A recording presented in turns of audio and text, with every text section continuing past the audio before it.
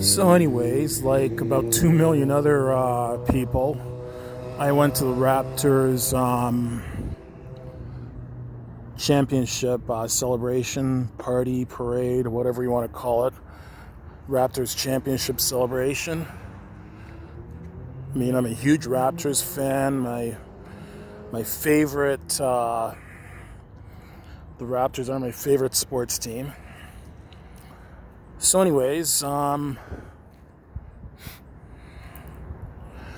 like before going down, I did have a little bit of reluctance initially about going down because I'm not entirely comfortable around huge crowds. I'm kind of claustrophobic. I don't like standing shoulder to shoulder.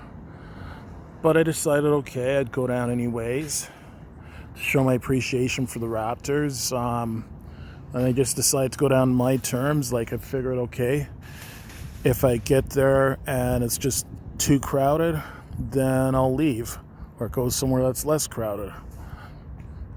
So I started off by going to the Eaton Center. I got off the subway at the Toronto subway at the Dundas subway station. And to give you an idea of how crowded downtown Toronto was yesterday on Monday, June 17th, three of their subway stations, Dundas, Queen, and Osgood, those three stations were all closed due to severe overcrowding. But anyways, I got off at Dundas, walked through the Eaton Center, and then I went out through the Albert Street entrance of the exit of the Eaton Center onto Albert Street, and I got over as close as I could to Nathan Phillips Square without having to experience too large a crowd. And it was a pretty comfortable place to stand. I mean, it wasn't too crowded over in that area. Certainly not as crowded as it was inside Nathan Phillips Square, where it was like shoulder to shoulder and people had been there for several hours. And it was a fun celebration to start off with. People were hooting and hollering, saying "Let's go Raptors," firing off fireworks, noisemakers, all kinds of stuff, party stuff. And the Raptors, they were about 3 hours late getting to Nathan Phillips Square. They were scheduled to get there initially around 12:30, but because of how crowded the streets were along the parade route, it took them like 5 hours just to travel 4 kilometers. So they finally got to Nathan Phillips Square around 3:30 yesterday afternoon. And even though I didn't actually see any members of the Raptors team or the politicians or anyone else that was talking, I was able to watch it up on a big screen, and I was also able to hear it over a speaker system. And it was, the crowd was quite well behaved and everything up until that point.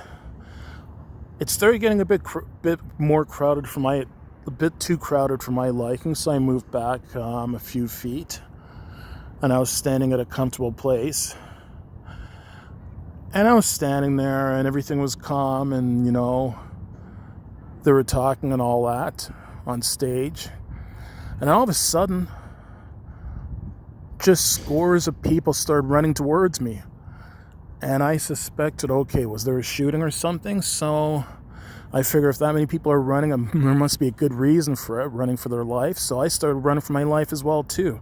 As a matter of fact, I did a video that's about 17 minutes long yesterday. Well, I did a few videos, but the longest one was 17 minutes long of the Raptors championship party. And for about the last minute or two in the video, you can actually see me running and a whole bunch of other people running as well, too. So I started running as well. And then I stopped running after maybe about 50 or 60 meters or so. So I stopped for a few minutes and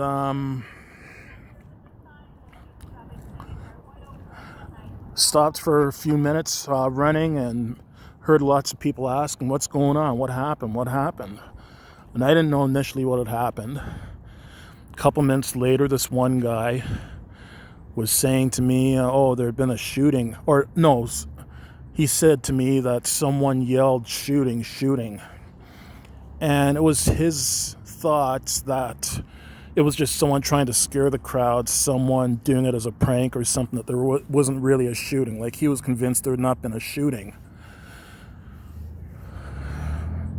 But anyways, I would say maybe about 3 minutes after that, after he said that, the crowd started running again. And this time they were running into the Eaton Center.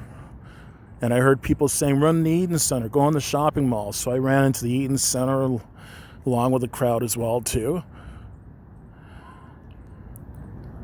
And when I got in there, I ended up running across a part of the floor that was wet, that someone had accidentally spilt some drink on the floor. Almost ended up slipping and falling. I ended up slipping on it. Thankfully, I managed to catch myself. I managed to hold on to something on the wall and prevent myself from falling. So I was at the Eaton Center for a few minutes, and maybe about 5 to 10 minutes later, Eaton Center security came around, clearing everyone out of there, saying the mall's the mall's been closed, everyone must evacuate right now. So I was walking southbound through the Eaton Center down to the Queen Street entrance, and I was about to go outside onto Queen Street, and then a whole bunch of people ran in off Queen Street into the Eaton Center. And this one guy was saying to me, other way, sir, other way, go the other way, sir, there's been a shooting. So I turned, ran with the crowd. We ended up, me and about 25 to 30 other people ended up running into this optical store that sells eyeglasses. So they locked the doors of the store after I got in there. So there was about 25 to 30 of us inside the store.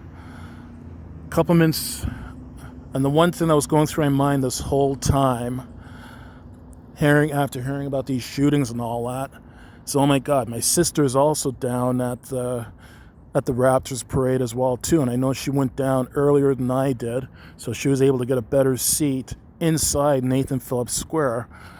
So obviously, I was very concerned for the well-being of my sister, so I called her several times. I finally got through to her, and she had told me that she had been hurt, that she had been trampled, that she had a cut on her thumb, and that she had hurt her foot, that someone had stepped on her foot when they were running away in the panic.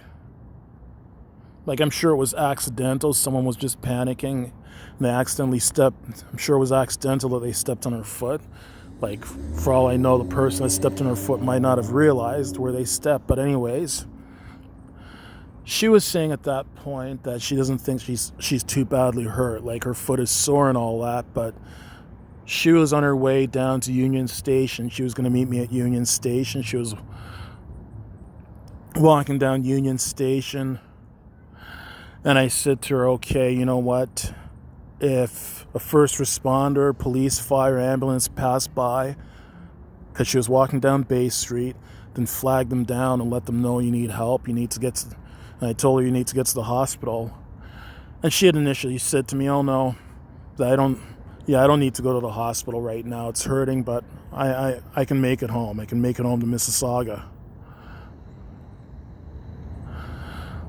So at least my sister was okay. Like, other than a cut thumb and her foot being hurt, she was okay, and she was able to make her way back to Mississauga.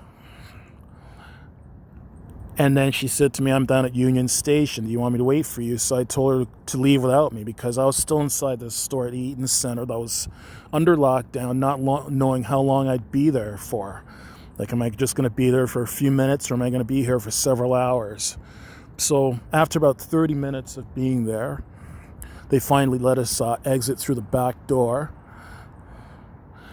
Went to leave the Eaton Center. Just as we got out of the Eaton Center, panic ensued again, and people started running, and this one guy came over and said, calm down, panic is what attackers want you to do. So the crowd calmed back down, and I ended up making my way down to Queen Street and along Queen Street and down Yonge Street, and went down to Front Street, made my way down to Union Station. And by this point, I just wanted to get the hell out of there. I was just going to take the first GO train that took me to Mississauga. I didn't care. Like, there's 3 GO Transit, which is an inter-regional transit system that serves the Toronto area and maybe about a 130 to 150 kilometer radius around the Toronto area. It's called GO Transit. So anyways, I hopped in the first. There's 3 GO train lines that go out to Mississauga. I hopped on the first one that appeared to be the least crowded and the first one to be leaving, because the other 2 lines were much more crowded. And I got off at the first stop in Mississauga that this GO train arrived at. And ended up meeting up with my sister because she had parked her car like in the east end of Mississauga in order to go down to this to the Raptors championship celebration. And it turns out by then that she was in quite a bit of pain, and that her foot was so hurt that she wasn't able to walk on it. She was basically hopping. So I just let her sit in the passenger side, and I drove her car. I was going to drive her straight to the hospital. She needed to stop at home to get something. And then we went down to the hospital. Thankfully, her thumb, it just turned out to be a cut that didn't involve, a minor cut that didn't require any stitches or surgery or anything like that. No broken bones in her thumb. She'd broken one bone in her foot. It appears to be a relatively minor fracture. I think they just said it was just one bone that was fractured, and I think it was only fractured in one area, one part. So she got a walking cast, and she has to go back to a fracture clinic or she'll be getting a call from the fracture clinic either today or tomorrow to set up an appointment so that she can go back to the fracture clinic for follow-up. I know most of the times when it comes to minor fractures or the least severe kind of fractures, bone fractures you can get, like in your foot and all that, generally they seem to take around 6 weeks or so to heal. So hopefully it only takes 4 to 6 weeks for this bone to heal. And hopefully my sister will be back in commission soon. So considering what could have happened, she got off relatively minor with just the least severe kind of fracture that she could have in her foot. And I got off very lucky that I wasn't injured in any way. I'm feeling kind of sore this morning today, like a sore right hip. And I had a sore ankle this morning because I'll admit I'm not in the greatest of shape, and having to do that much running because I'm not someone that runs often. I'm not a fast runner. I ended up being sore from it, but just both me and my sister are quite happy to be alive, that we didn't get shot, and that things didn't turn out much worse than they could have turned out. So both of us are going to be fine.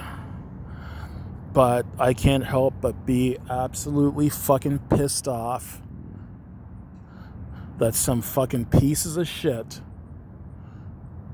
would choose one of the largest sports celebrations that Canada has ever seen, where there's like an estimated 2 million people in the downtown core to celebrate the Raptors' victory, that some fucking assholes decided to choose that time to go and settle a beef for whatever motivation they had for the shooting. I really don't care what the motive was for the shooting. In my mind, if you're even caught possessing a gun that you're not supposed to have, if you're caught in illicit possession of a gun that you're not supposed to have, it should be an automatic life sentence with no chance of parole ever. No ifs, ands, or buts.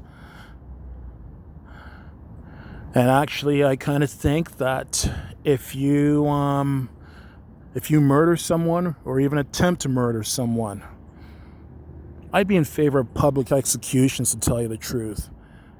Execute them in front of the town hall or city hall of the city where they committed that crime.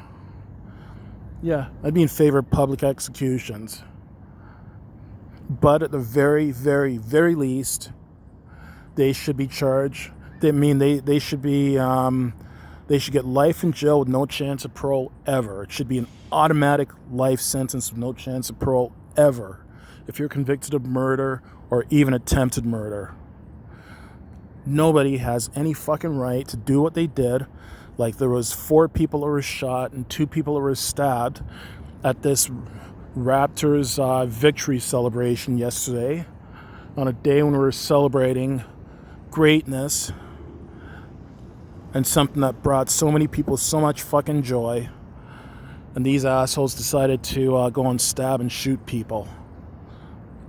And I was also hearing, I think it was during or after Game 6 between the Raptors and the Golden State Warriors, the game where the Raptors won the NBA championship. I believe there was a couple of shootings during that game as well, too. Like, it's just getting to be too fucking much. They need to start throwing the book at these criminals, man. Yeah, it should be automatic. Like, no judge or jury should be allowed to call for a lighter sentence. If you're convicted, it's black and white as far as I'm concerned. If you're convicted of murder or even attempted murder, it should be an automatic life sentence with no chance of parole ever. No ifs, ands, or buts. And in my mind, the only thing you should get in any jail cell is just a floor, walls, and ceiling. You shouldn't get a fucking bed, shouldn't get TV or music or computer or any other privileges in jail. You should just be able to sit there. You should be forced to sleep on the floor. The only facilities you should have in your jail cell are a sink, shower, and toilet. Jail should be like a fucking dungeon. Yeah. We need to really throw the book at these fucking pieces of shit. Life in jail with no chance of parole ever should be an automatic fucking sentence. Me and my sister went down. Me and my sister, along with about 2 million other people, went to a joyous occasion. And the majority of people were well behaved, just wanted to have a good time. And took a few fucks to spoil it for everyone. Well, they have made a number of arrests. They have arrested a number of people and seized a number of weapons. So let's hope they get some hard-ass judges that sentence them to the maximum penalty permitted by law. This is bullshit. This kind of thing has got to stop.